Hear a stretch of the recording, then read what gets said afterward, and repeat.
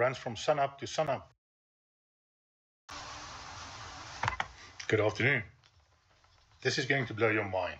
Brother Joshua has been correct the whole time, and I'm going to prove it to you in such a way that no question of doubt will remain in your mind.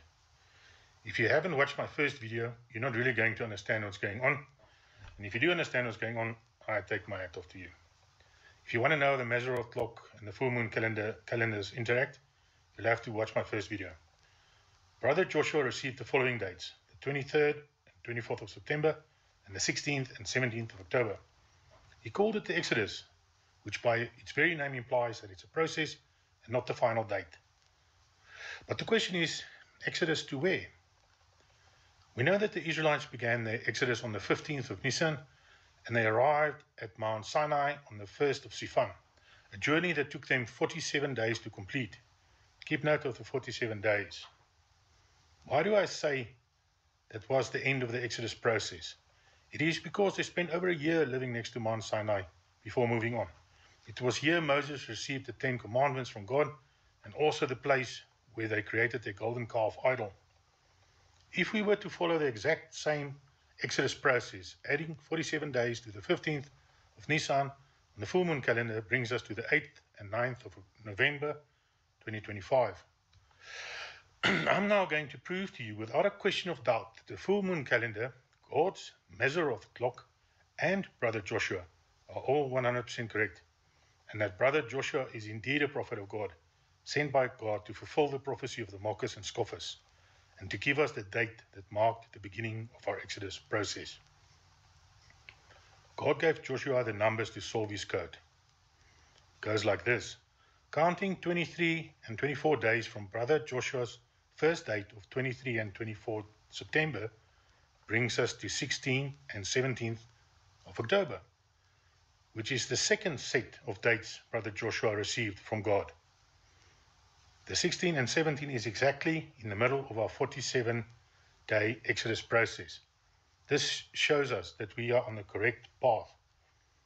On the full moon calendar, the 17th of October is the Day of Atonement, but Brother Joshua gave us a 17 and a 16. Note that the full moon calendar runs from sunup to sunup, and because the Day of Atonement always begins the previous night, it therefore began on the 16th of October and continued during the next day on the 17th of October. It lines up perfectly with the 16th and 17th of October that Brother Joshua gave us. This also establishes yet more proof that the full moon calendar runs from sunup to sunup. Counting another 23 and 24 days on from the 16th and 17th of October brings us to the 8th and 9th of November, which also coincides with the exact day when the Israelites arrived at Mount Sinai 47 days after their departure. It is simply wonderful how everything fits, but there is more.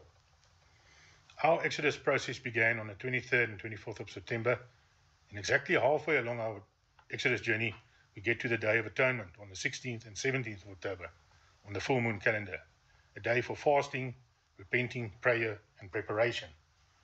You will now see that the Day of Atonement in the year 2032 is the 28th of September. You can see it here on the right.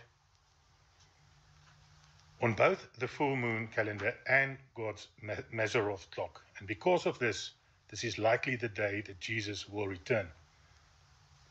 Logically, from the Day of Atonement heralding the return of the King, we can deduct that whenever Jesus comes to earth, there will be judgment. For the rapture, those that remain behind were judged. And when he finally returns on the 28th of September 2032, there will be judgment again. So we can call the Day of Atonement Judgment Day.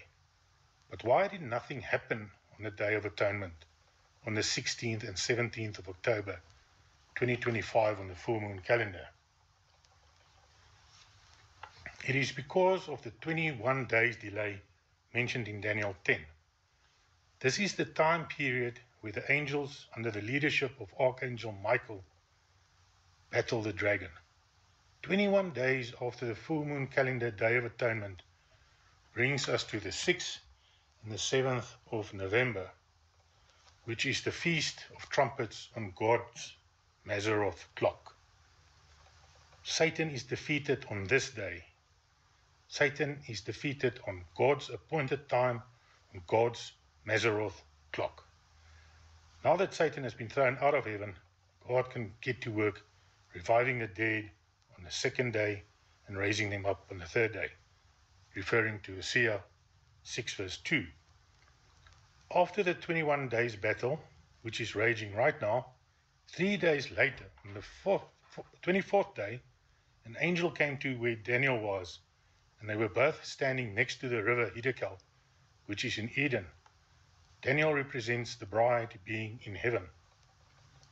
Daniel's 3 extra days from the 21st to the 24th day is exactly the same 3 days of revival that is mentioned in Hosea 6 verse 2, and it ends exactly 47 days after our Exodus journey began. On the 8th and the 9th of November 2025, we finally arrive at our symbolic Mount Sinai, where the Israelites stayed for 1 year. Note that for the bride of Christ, 1 day is now the same as 1,000 years, which means that instead of spending a year like the Israelites did, we will be spending the next 1,000 years with our God and Savior, Jesus Christ, before the next step in our journey will continue. Please note that when using the full moon calendar, day counts must be inclusive, as the Israelites did not have a zero, and by extension, day counts on God's Mazzaroth clock as well. For Joshua's counts, a modern man, I use normal counts. I know I speak the second most spoken language in the world, which is bad English. The first most common language in the world is normal English. And therefore, thank you for listening to the end. God bless each and every one of you, and I hope to see you real soon. Goodbye.